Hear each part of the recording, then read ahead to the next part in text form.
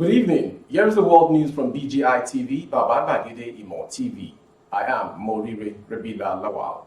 Today, the 25th of August, 2022. First are the major headlines for the world news. Buhari warns villa officials, aids against loose talks. Ex-Niger Delta Amnesty boss Dokubo is dead. Police Commission Union declares indefinite strike. ASU reject 10,000 varsity support levy by parents. Many soldiers feared dead as terrorists ambush Nigerian army. Terrorists occupy Katsina Highway, abduct travelers. Gunmen shot dead police officer in Lagos. And to foreign story. Kenya lawyers sue UK, Unilever, others over colonial injustice, seeks judgment. And finally on sports. Super Eagles maintain 34th position in latest FIFA ranking. Now, the news in detail. Ahead of the 2023 general election, President Muhammadu Buhari has warned officials in and around the presidential villa to resist making controversial statements that eventually end up hurting the All Progressive Congress APC and the government. Buhari said all those engaging in loose talks are providing a weapon for the opposition to use against the administration, the ruling party, or its candidates in the coming general elections. President spokesman Garba Shehu, in a statement made available to the Star on Wednesday, reassured faithful party members that President Buhari remains a disciplined soldier of the APC. The president declared that he will, in all the coming elections, support all those candidates fielded by the party and no other. Buhari said he won't betray the ruling party by supporting candidates other than those of the APC.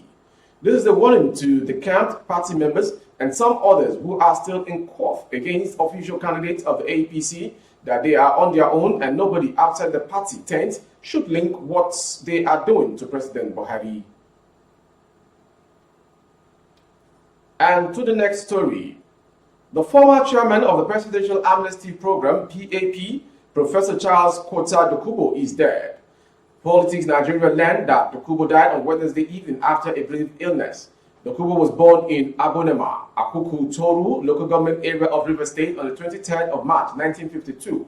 His primary and secondary education were all in Abonena.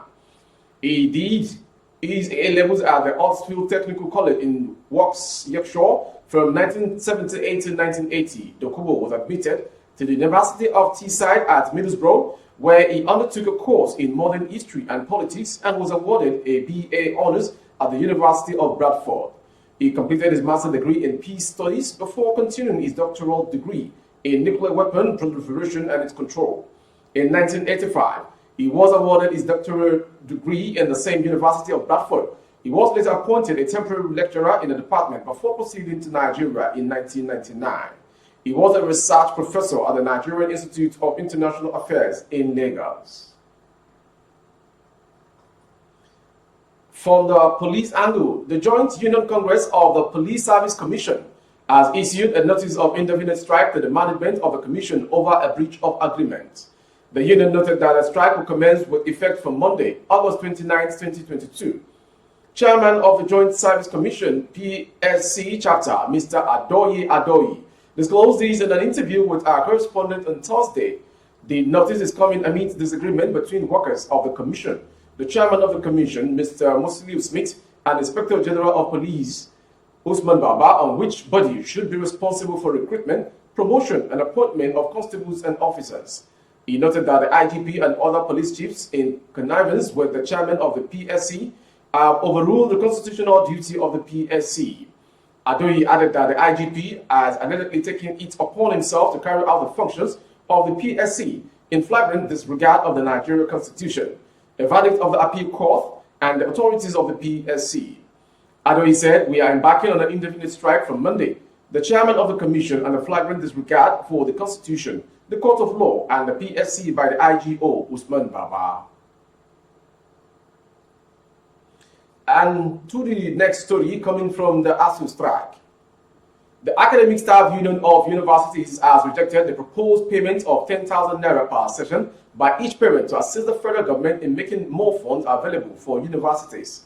The Punch ad on Wednesday reported that the National Parent Teachers Association of Nigeria proposed the levy and sought an audience with the government over the lingering strike by ASU. We have submitted a letter to the Office of the Education Minister seeking an audience where we hope to discuss a proposal.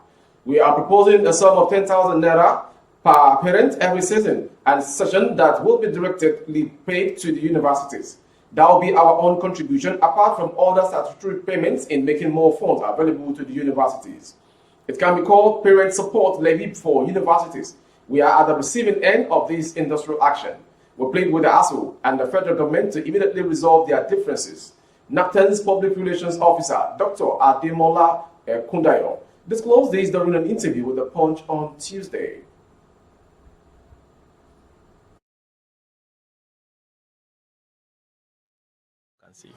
Our members have complied fully.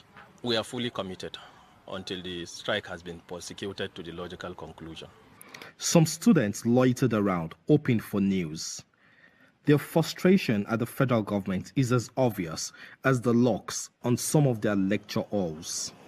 We're supposed to graduate around 2021, so due to ASU strike and other things, now 2022 is almost end, so we are still in 400 level. So I wanted to place federal government and the ASU national body still to resolve the issue. Federal government will release ASU to resume us for our study because we are left behind. This strike is too much now. Please, this strike is affecting our studies too much. Please, federal government, please. The current ASU strike is in its 7th month. A yet-to-be ascertained number of soldiers has been killed following an ambush on a military convoy by gunmen suspected to be terrorists in Kekungwaje district of Bongudu local government area of Zamfara state. The troops were said to have been ambushed during a patrol in the area on Wednesday. Some of the personnel were said to have been injured during the attack and are currently receiving medical attention. A military source who confirmed the incident to Sahara reporters claimed that about 5 bodies of slain soldiers have been recovered. Both security agents and civilians have suffered several attacks at the hands of terrorists in Zamfara state in recent times. Agrarian communities in the state have also been terrorized by gangs who raid villages, steal cattle, and kidnap residents for money. In 2019, the state government signed a peace agreement with bandits. About 15 brand new Hilux vehicles and cash gifts were also given to leaders of different repentant gangs of bandits by the governor in 2020. But despite all this, communities in the state are still being attacked and residents kidnapped or killed. And to the next story from the world news this hour. It's coming from Katsina State. Terrorists on Wednesday evening abducted an unspecified number of travelers inside 2 vehicles along the Katsina-GBR highway in Katsina State. Sources said the incident occurred at a portion of the highway at Kadobe village around 5 p.m. The spokesman for the Katsina State Police Command, Gambo Isa, confirmed the incident, insisting it should be given time to find out the actual numbers of those kidnapped. He said, yes, it is true, but give me time to find out the actual numbers of the kidnapped, as not all the passengers were kidnapped. It was learned that the terrorists arrived at the scene of the incident on no fewer than 20 motorcycles and stood in the middle of the road shooting indiscriminately. The drivers of the 2 vehicles were said to have panicked and veered off the road. The terrorists were said to have thereafter swooped on the vehicles and abducted some of its occupants. Security operatives were said to have later arrived at the scene to secure the highway. From that story, we go to Lagos State for another point of the world news. The spokesman for the command, SP Benjamin Hundeyin, disclosed this on Thursday that the police command in Lagos has confirmed gunmen killed an inspector inside a commercial tricycle. He said the disease attached to Mopol 20 Ikeja was shot on Wednesday at Koka Aguda in Surulere. The spokesman stated that the command was attempting to apprehend individuals responsible for the killing, and the deceased identifier will be announced after his family members have been noticed. News Agency of Nigeria now reports that the tricycle driver, according to Mr. Hundeyin, was taken to a police station for questioning following the event and later released with instructions to reappear on Thursday to help with the inquiry. Although the incident did not occur at a police officer's place of duty, The officer said the inspector was watching over a bank. He had already left and was riding a tricycle. He was the only passenger and actually rented the trike. He was assaulted, shot, and his service weapon was removed, according to the authorities. Around 3 p.m. in the afternoon, it occurred. He died in the night. Going to the foreign story. A team of Kenyan lawyers has filed a case against the British government at the European Court of Human Rights, seeking compensation for historical injustice committed during the colonial period. Lawyer Joel Kimatai Bosek, based in Nairobi, the capital of Kenya, said they are seeking compensation for land thefts, torture, and forceful eviction. Up to 200,000 acres of land was grabbed by the Britons who evicted our forefathers, he said. We hope the court will help us get justice. According to Mr. Bosek, he is working with 3 other Kenyan lawyers and 3 Britons. The British were the pioneer land grabbers in Kenya, he said. They displaced hundreds of families in Bomet and Keriko countries in the Rift Valley. Mr. Bosek said they seek compensation for over 120,000 families and would leave the matter with the court to decide the amounts. Before we call it a wrap on the world news this hour, let's quickly have the sports story. 3-time African champions, the Super Eagles of Nigeria, maintained the same position in the latest monthly ranking released by Federation of International Football Federation Association, FIFA, on Thursday morning. The Super Eagles, who were not in action in August, remained in 31st position. Jose Pesero's side also retained their 4th position in Africa. The Teranga Lions of Senegal occupied the top spot on the continent, while the Atlas Lions of Morocco and Carthage Eagles of Tunisia in 2nd and 3rd positions respectively. There were no changes in the top 10 in the world as Brazil, Belgium, Argentina, France, England, Spain, Italy, Netherlands, Portugal, and Denmark maintained their spots. The Super Eagles will be in action on Tuesday, September 27th, when they take on the Desert Foxes of Algeria in a friendly at the Moulad Adefi Stadium, Oran. This concludes the world news this hour. Before we go, some major headlines. 2023, Buhari warns Villa officials 8 against loose talk. Breaking, ex-Niger Delta Amnesty boss Dokubo is dead. Police Commission Union declares indefinite strike. And finally, on sports, Super Eagles maintain 34th position in latest FIFA ranking.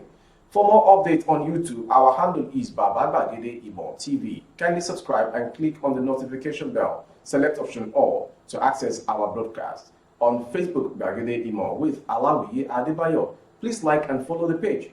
On Instagram, Bagede Imo _22.